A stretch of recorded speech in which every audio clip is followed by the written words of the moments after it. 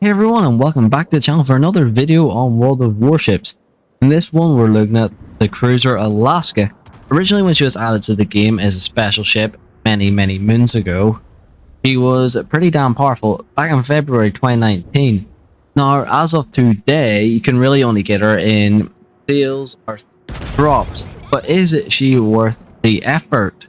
Is she worth your time? Now, back in the day when she was worth a million free XP, 100% she was worth it in every aspect, as her earning potential was out of this world. But is she worth your precious doubloons or precious money when she comes back on sale on the Black Friday events or in other events? With that, let's talk about her and let's find out. So, let's talk about survivability. Now, she does have 10,000 less than Kronstadt. However, it is argued that her survivability is better due to her stealth and her armor layer. She got a total of 60,000 hit points and, well, 60,100 with 13% torpedo reduction. She gets an impressive 9 305mm guns with a 17-second reload, which isn't bad. The maximum dispersion is 193 meters and 19 kilometers max range. Her 180-degree turn time is 30 seconds, so not bad at all. He gets an okay high explosive round, but I'm not a fan of it, with 27% fire, 4,300 max damage, 51 mil of pen, and 881 meters velocity. So yeah, 808 meters velocity is not bad at all actually. Her AP, however, is pretty damn good for a heavy cruiser, or pocket battleship, or whatever you want to classify as. The max damage of 9,345 and a shelf velocity of 762 meters per second. So not bad at all. She also gets 6 times fuel, 5-inch guns, but yeah, they're pretty standard 5-inch guns. They have like a 5% chance of fire, and they're not really accurate in any aspect, as you're not really going to secondary effect her. So depth charges, she gets 2 attack flights of privateers, each dropping 2 bombs with a max damage of 4,200. They have a max range of 7k, so not too bad. Her AA is pretty solid. 31 times 1 at 20mm Aquilians. 14 times quad 40mm boopers, and 6 dual 5-inch guns. This makes for a continuous damage of 370, shell explosion, well, damage by shell explosion 1610, and 50% priority sector reinforcement with a max firing range of 5.2 kilometers. So pretty damn impressive actually, pretty damn impressive. Max speed's 33 knots, but her shift time is 10.4, and turning circle radius 800 meters. Her concealment is okay. It's not the best, but it's better than Kronstadt. I'm pretty sure it's better than Suma as well, to my knowledge. But detectability by sea, 13.5. Detectability sub 0 to 8.7. Air 8.7, and assured is 2.0. So she is not bad at all, actually. So round up the pros of her. A large main battery armor, 305mm gun. Relatively large hull, good concealment, extremely strong armor. I would definitely say her armor is stronger than Kronstadt's. I would argue her survivability is actually better than Kronstadt's, to be truthful with you, all things considered. The accuracy of the AP is excellent, especially with its improved armor-piercing angles. So it is pretty damn good. Very good cruiser killer, and it can be a very nasty battleship killer in close range. And they're very capable of citadeling battleships. It also does get access to surveillance radar. Now, in saying that there, she does have an increased fire duration, which is very vulnerable to getting fire started. Her large size does make her sluggish compared to something like Salem, Des Moines. Her armor is thick enough to tank battleship fire and HE spam in open combat, and many of the other shells from battleships. However, anyone with bigger 406 guns does have a chance to overmatch you and will hurt you in every aspect if you're fire tanking. Her surveillance radar is quite long. It's quite pointless considering the fact that she has a 17-second reload in the guns. So it's definitely more useful when you're using it for her teammates, to be very honest with you.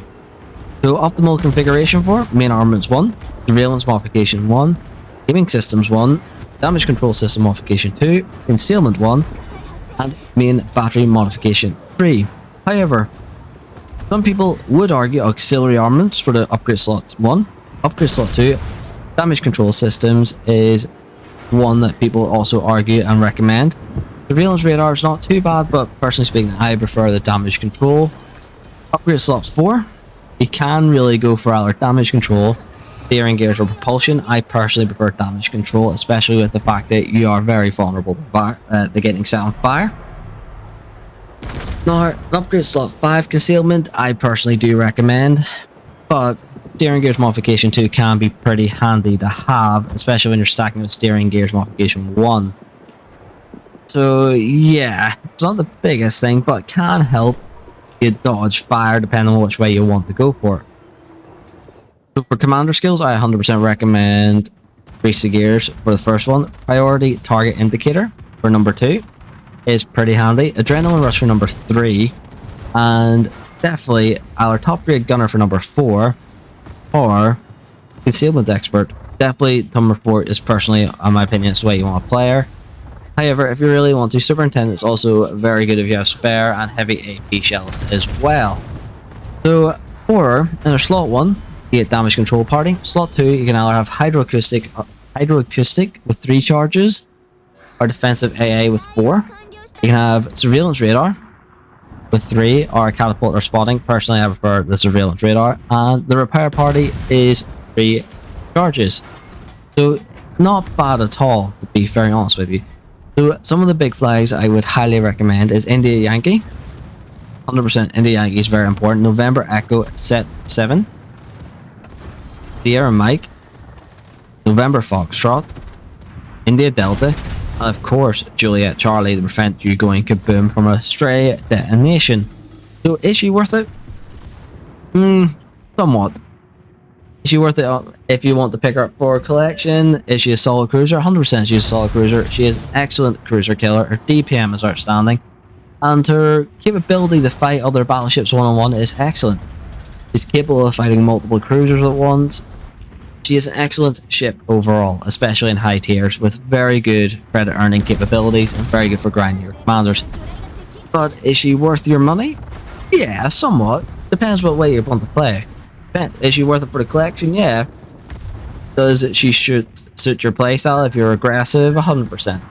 It's a very aggressive cruiser in my personal opinion. Can it sit back and snipe? Yeah, you can. Use her a bit more at the range, medium range, yeah, 100%. Overall, she's a decent enough cruiser, so do I recommend her? Personally, I do recommend her in every way if you can get her on the cheap. But at the time, I would not go out of my way to buy her, unless she's for free XP, personally speaking. But if you can, yeah, 100%. If you get her, use her, enjoy her. But if you can't pick her up on the cheap, or pick her up for gold resources, 100% pick her up for resources. If she ever comes back in an event. Or if she's cheap enough on the Black Friday sale, yeah, pick her up. She's good fun to play, and she is extremely tanky for what she is. Anyways, with everyone, thanks again for watching. Please like and subscribe, and I hope you enjoyed the video. And if you have, if you haven't, please do join us over in Discord, or check us out on Twitch, as we're hoping to do more and more giveaways and build an active clan. Anyways, with everyone, thanks again for watching, and I hope you enjoyed the video.